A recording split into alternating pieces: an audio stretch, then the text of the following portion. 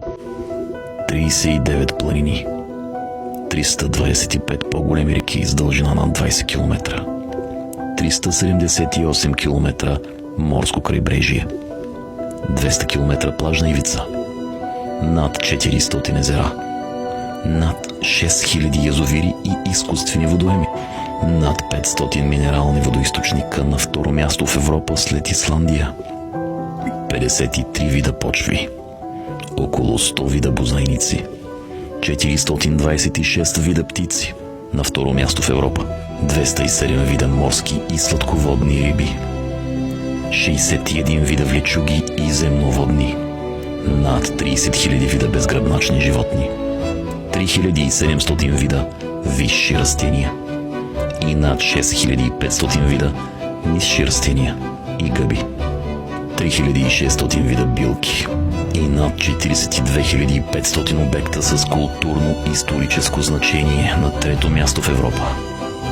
Всичко това е България. Когато някой ви каже, че ние не сме кой знае каква страна и земя, може да му припомните думите на дядо Вазов. Ние българите, за да видим света и чудесата му, няма нужда да ходим така далеко, защото нашата България е един непознат и чуден свят. И да добавите към тях горните сухи цифрички. Нека знаем къде живеем.